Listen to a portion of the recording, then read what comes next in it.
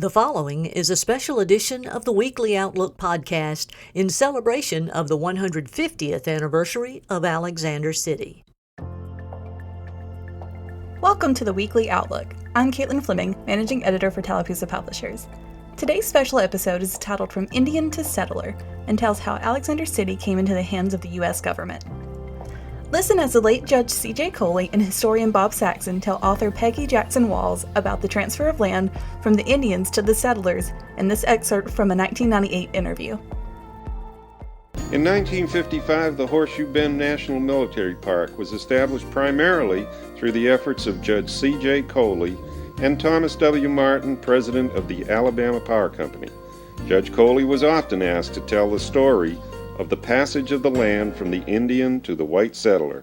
In the late 1700s, as you know, the United States was being established and people were coming in from foreign countries.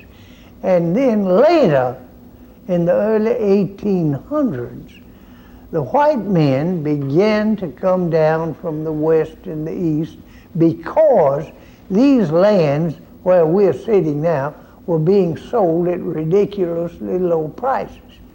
Now, the Indians felt that this encroachment was unfair, and they began to resist it. But that didn't stop the movement of the white people coming in.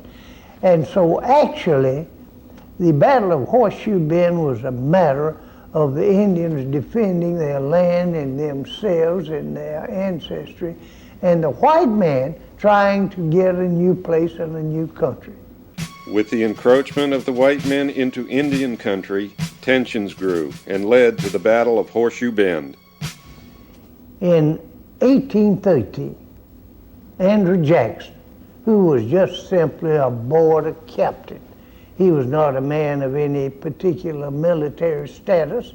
He was a soldier, and the word got up to Tennessee to Governor Willie Blount that there had been major depredations down in what is now South Alabama.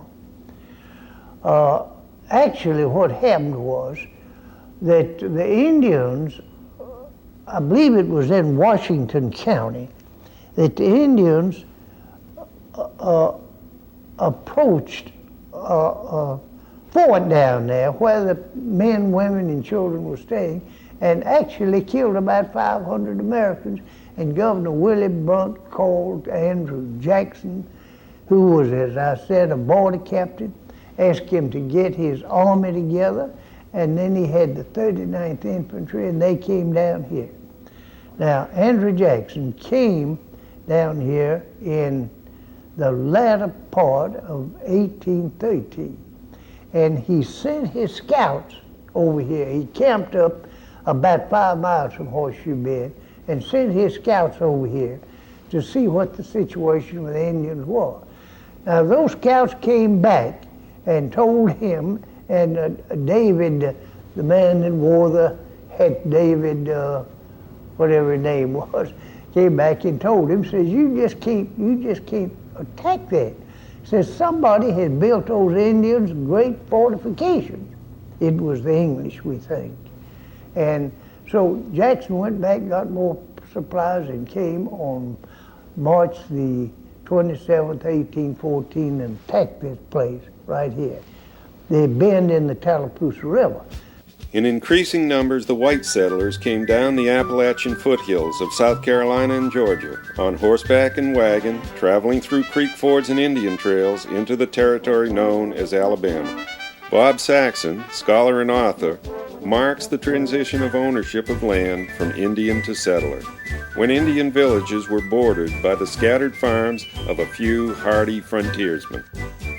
The settlers look at Indians as an obstacle. There was little contact between the average settler and the Indians. Now they were individuals in the white community that traded with the Indians. Harrison Young, for example, who was the first sheriff of Tallapoosa County, very influential in state and local politics, moved back and forth. By this time, the white settlements were so close that you could live in both worlds without a great deal of inconvenience. And the real significance of Horseshoe Bend is this, It literally broke the military power of the Creeks. Up until that time, the Creeks were sovereign in their territory, which included virtually all of Alabama and most of Georgia. Militarily, they were in control. They were the dominant military factor in this area. After the Battle of Horseshoe Bend, they were a defeated people.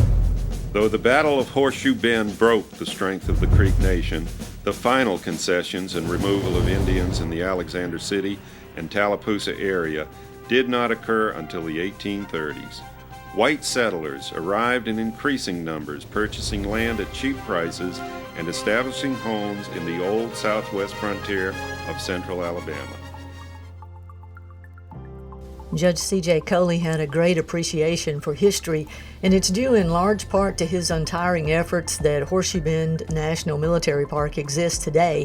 He served Tallapoosa County for 14 years and wrote in an account of his time as probate judge of recognizing the valuable history in the Battle of Horseshoe Bend and the actions that he took to garner support for its establishment, all of which was culminated on March 27th in 1964 with the dedication of the park. Thanks for joining us for the special edition of the Weekly Outlook. To be notified when we upload our next episode, like the podcast on Spotify, Google Play, Apple Music, or wherever you listen to podcasts. You can support the Weekly Outlook by subscribing at alexcityoutlook.com/subscribe, or click the listener support link below.